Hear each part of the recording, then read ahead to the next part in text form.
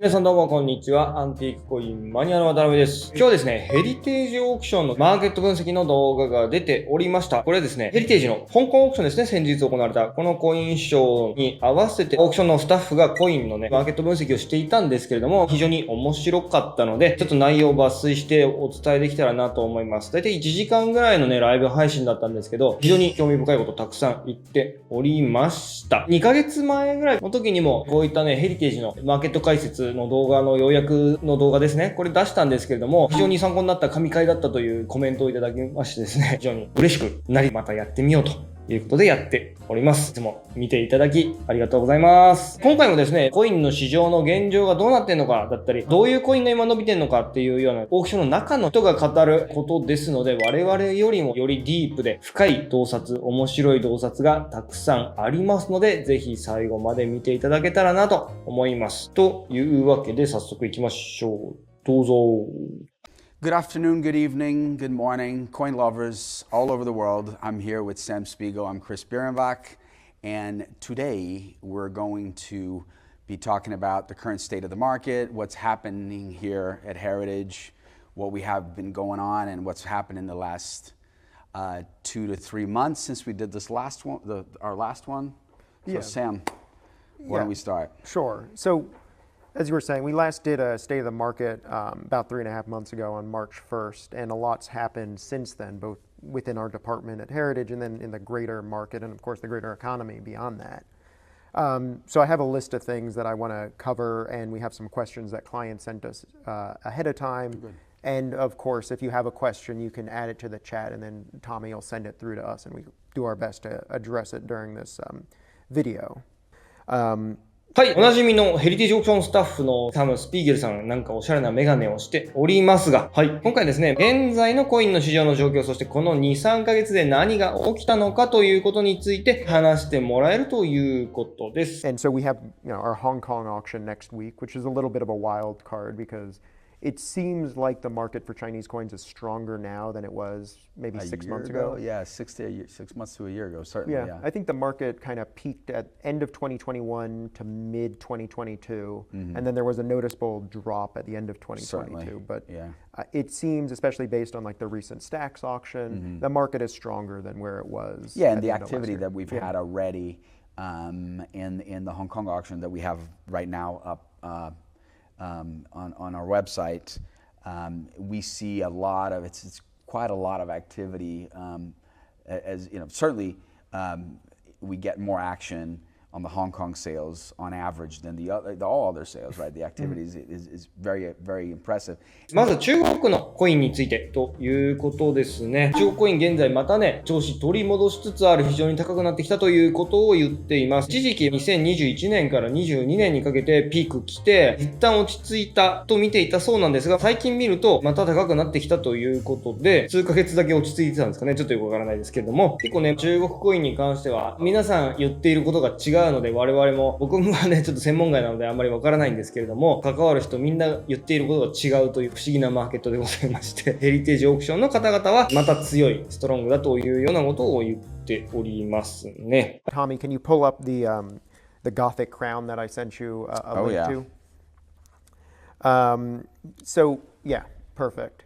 So this is a world record for a Gothic crown. It's an unbelievable price. Yeah. I mean, it's an incredible price for this coin that isn't particularly rare. Yeah, now, full disclosure, it is the rarer variety of pure correct. silver. Yeah. And I was looking around, and I think it's worth noting that the market awareness and distinction for the pure silver versus sterling silver Gothic crowns is a relatively recent phenomenon. It is, indeed, yeah. And so I did some research on Coin Archives the other day to see what the earliest auction record for a Gothic crown described as pure silver, 999 silver was. And it was June 2015. That was the first mention I could find in an auction catalog. How much was that result? I think maybe 20,000, something like that. Wow. Must have been really nice. Yeah. So, it's a relatively recent thing, but the market is gaining awareness to it, and it's putting a big premium on it, clearly. So this price of 186,000 beyond anything we could have reasonably expected. What was her estimate on it? Just do you remember? It would have been like something like 40 to 60,000. 40 to 60. I would 30 to 50, 40 Yeah. to 60. Yeah. So I figured. And so pull up the other result that I sent you, the next one. We sold a 65 a year prior in our spring 2022 auction for 102,000. Yeah, Yep. perfect.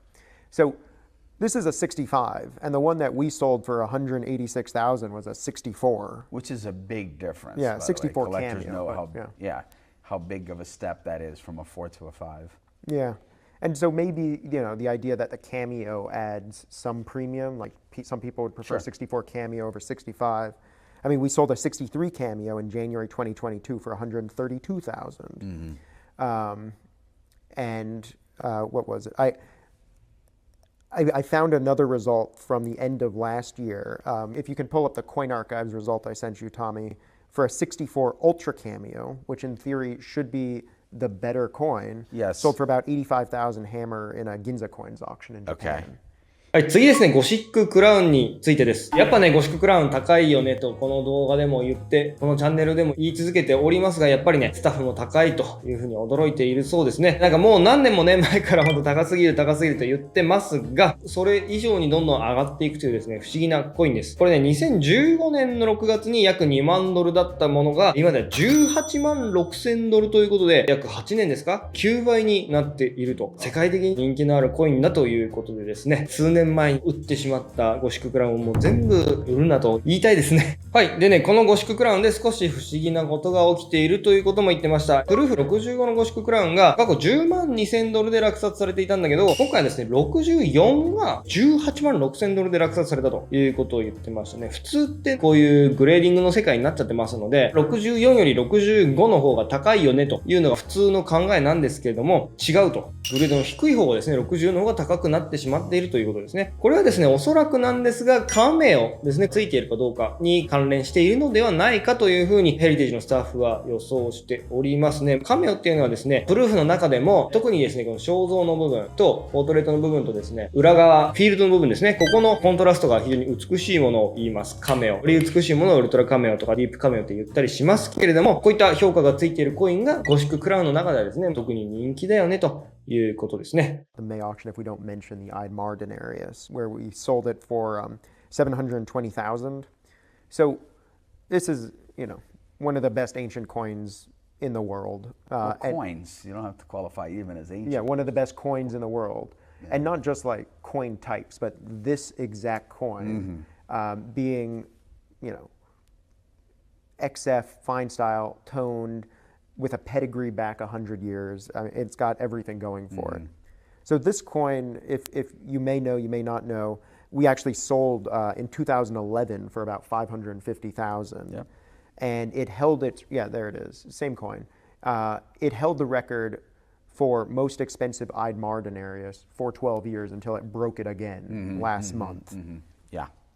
And so I thought this would be a good opportunity to also explain the grading scale for ancient coins a little bit. Excellent, yeah, sure. Because it's a little maybe counterintuitive to someone coming from US coins or world coins that are used to the Sheldon 70-point scale. So pull up the other example I sent you, Tommy, from August 2021. So this was another Eidmar denarius that we sold then. And this was also XF. We sold it for less than half, though. So I think this is, where to make this explanation, where both of these coins are XF, but why is one worth more than twice the other? So the strike grade makes a difference. The strike grade on this one from 2021 was 4 out of 5, and the strike grade on the one we had last month was 5 out of 5. And now, it's a common misconception that 5 out of 5 means perfect.